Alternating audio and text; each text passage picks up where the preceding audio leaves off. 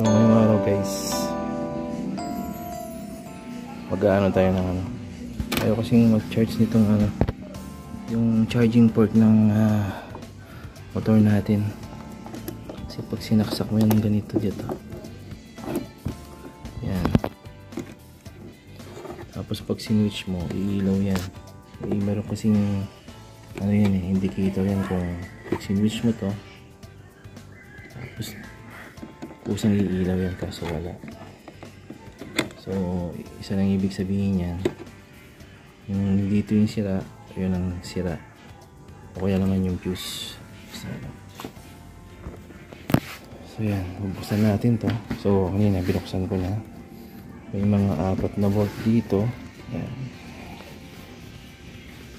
Tapos isa dito. So gagamit tayo ng Allen na 8mm. So tapos yung pagbukas nito, ganito lang, iangat lang dito. Tapos makikita mo na yung fuse nya ito. So bubuksan lang yung fuse box ito. So dalawa yung fuse box nito. So push mo lang dito, ayan. So hanapin mo lang yung pinaka ano nito.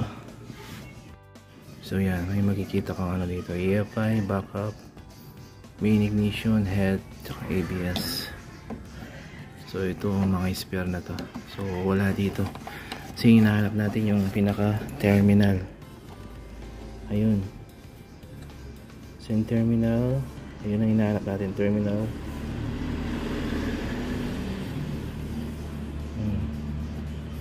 5 amperes.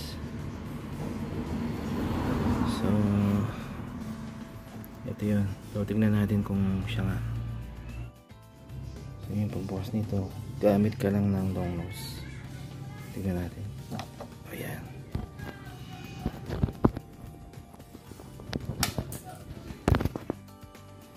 Ayan, kita yun naman, no? Yun o, putol. So ito na nga. So tingnan natin, papalitan natin to. Tapos kuha tayo ng spare dito.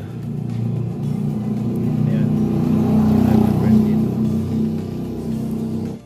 So ayan, kinibit na natin yung bagong fuse.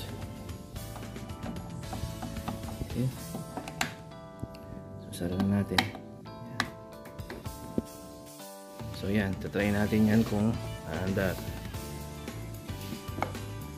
Siyempre kuha muna tayo ng charging port.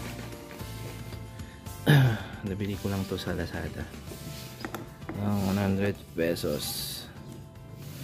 Ayan, so subukan natin yung switch. Yun, andar na. Perfect.